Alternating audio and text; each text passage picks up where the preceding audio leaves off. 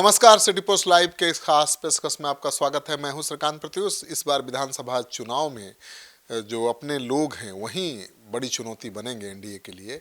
अभी मेरे साथ हैं तरारी विधानसभा क्षेत्र के नेता संजय शर्मा जी, जो ताल ठोक रहे हैं। जेडीयू के नेता हैं, वहाँ से तो बीजेपी का विधायक हैं सुनील पांडे का बेटा। आप वहीं से ताल ठोक रहे हैं, क्या होगा? देखिए, हम ताल ठोक नहीं रहे हैं नया। हम तो ताल 12 बरस पहले ठोक चुके हैं। हम तो लगातार अपने मातृभूमि के लोगों का सेवा और जितना सहायता होता है या जितना सरकार की योजनाएं होती हैं, लगातार हम तो कर रहे हैं, जनहित में जार कार्य कर रहे हैं। तो हमें अभी नया ताल ठोकने की ज़रूरत क्या है?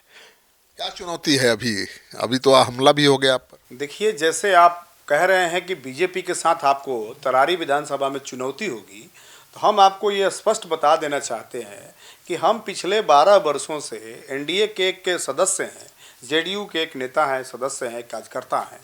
तो हम चाहे लड़ें चाहे वो लड़ें, जीते जो हम जीते या वो जीते, हम तो अगर हम जीतते हैं तो एनडीए में ही रहेंगे, एनडीए ही मजबूत होगी। तो इसमें चुनौती की तो कोई बात ही नहीं है। हमें ना एनडीए से चुनौती है, ना बीजेपी से है, ना जेडीयू से है।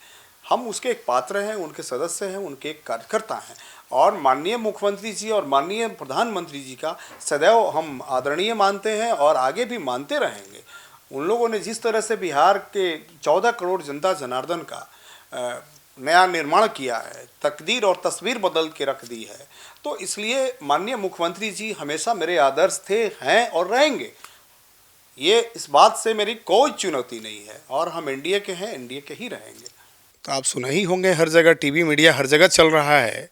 पिछले महीने से ही मैं करीब 1 महीने से माननीय मुख्यमंत्री जी का जितना अभी सरकारी योजना है, अभी जो उन्होंने महिला रोजगार योजना का शुरुआत किया है और 125 यूनिट का जो पूरे बिहार के जनता को फ्री तोहफा दिया है, और भी स्टूडेंट क्रेडिट कार्ड के लिए जो लोन देने का प्रस्ताव है, ये सारी योजनाओं के बारे में पिछले महीने से ही गांव-गांव में जाके तरारी विधानसभा में और हम बताने का, लोगों को जागरूक करने का कार्य कर रहे हैं। महिलाओं को जाके फॉर्म भरवाने का कार्य किया हमने, जो पूरा विदित है पार्टी में और पूरे बिहार में। चूँकि मैं लाइव करके ही सब दिखाता हूँ लोगों को, करके ही दिखाता हूँ, चूँकि सच्चाई में फिर पीछे क्यों रहना है।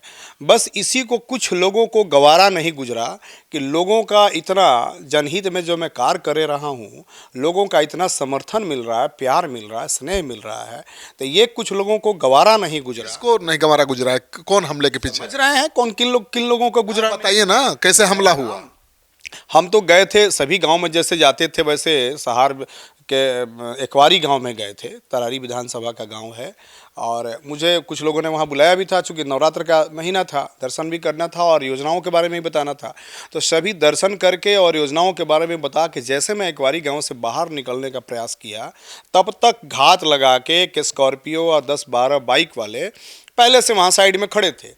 हमारी 2 गाड़ी थी, एक फॉर्च्यूनर जिसमें मैं बैठा था और एक स्कॉर्पियो थी ब्लैक कलर के, जिसमें हमारे लोग साथी बैठे हुए थे।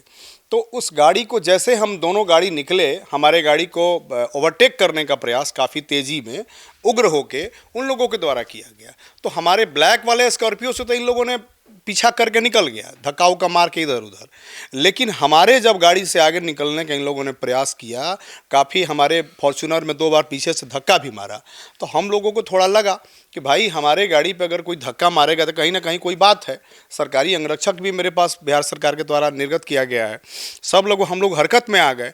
इसके थोड़ी ही बाद, मतलब 1 ही मिनट के बाद, पत्थर से पीछे से मेरे गाड़ी पे, फॉर्च्यूनर पे मारा गया, शीशा तोड़ दिया गया।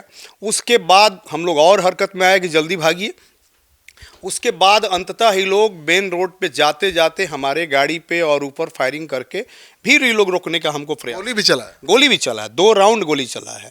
फिर हमारा सरकारी अंगरक्षक बोला कि सर हमें भी गोली चलाने का आदेश दिया जाए, आपकी रक्षा के लिए या हम लोगों की सबकी रक्षा के लिए हम हवाई फायरिंग करेंगे। हम बोले नहीं, ये मेरा जनता है और कोई भी है, गांव में हम लोग आए हुए हैं, गांव में हम लोग कोई फायरिंग का आदेश नहीं देंगे। हम लोग किसी तरह जान बचा के यहाँ से भागने का काम करें और शासन प्रशासन है वहाँ हम लोग न्याय की गुहार लगाएंगे। क्षेत्र में आप पर हमला हो रहा है तो इसके पीछे आप साफ इशारा कर रहे हैं कि वर्तमान विधायक कहाँ थे?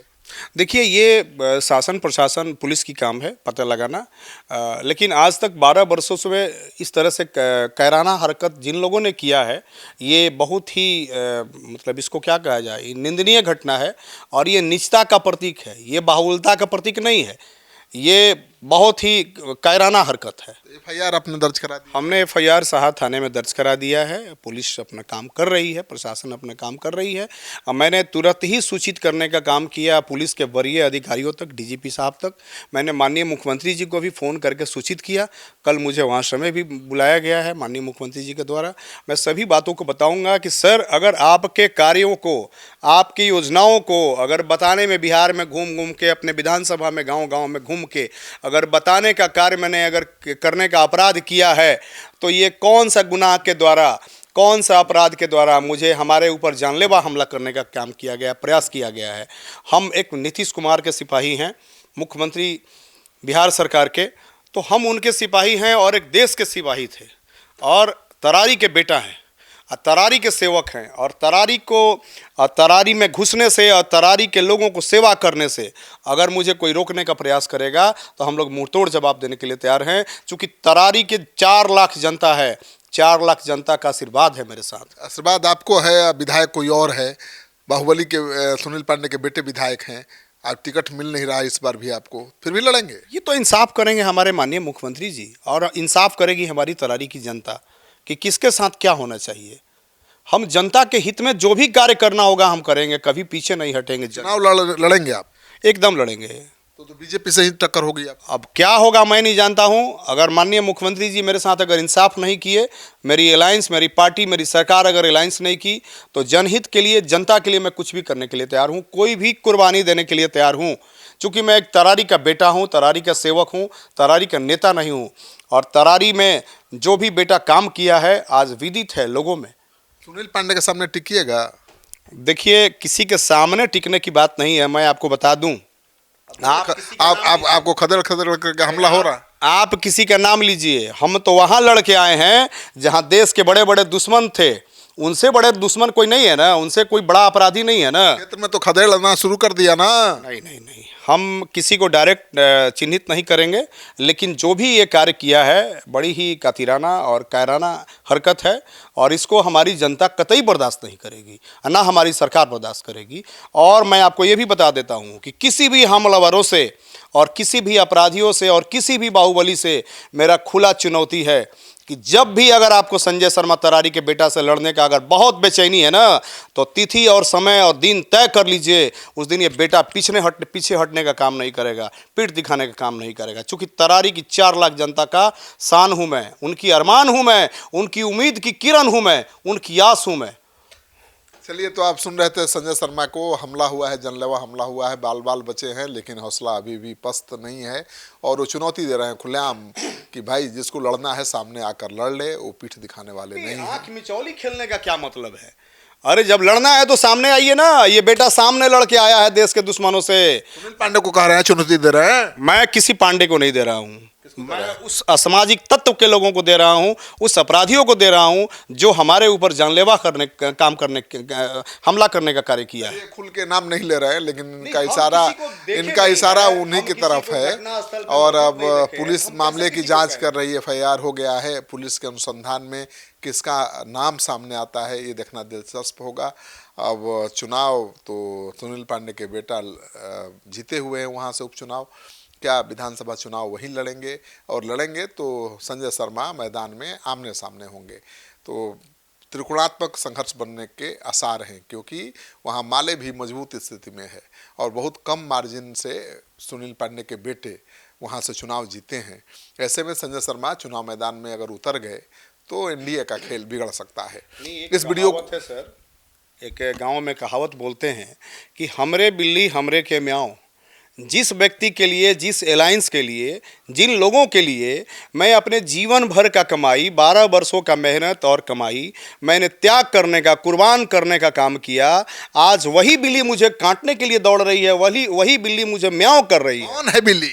अब बिल्ली कौन है आप लोग डर लग रहा है ना बताने में, उस बिल्ली से आप लोग देखिए, आप लोग समझिए, हमारी आपको डर लग रहा है, हम समझे। हमारी जनता उससे न्याय करेगी उस बिल्ली के साथ कि कौन बिल्ली मेरे साथ म्याऊं कर रही है, और उस बिल्ली को मुंहतोड़ जवाब देगी मेरी जनता। मुझे विश्वास है मेरे अपने जनता पे, मेरे मातृभूमि के लोगों पे। चलिए, तो ये इशारा कर रहे हैं, बाहुबली को ही बिल्ली बता रहे हैं, कह रहे हैं कि हमारी बिल्ली हमसे म्याऊं, ये नहीं चलेगा। अब देखिए मैदान में उतर जाएंगे तो चुनौती तो बढ़ जाएगी एनडीए की। आप क्या सोचते हैं इनके आरोपों के बारे में, और क्या संजय शर्मा को चुनाव मैदान में इंडिपेंडेंट उम्मीदवार के रूप में उतरना चाहिए?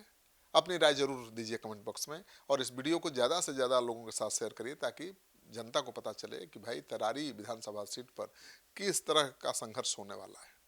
आपका सहयोग समर्थन लगातार मिल रहा है, इसे बनाए रखिएगा। धन्यवाद।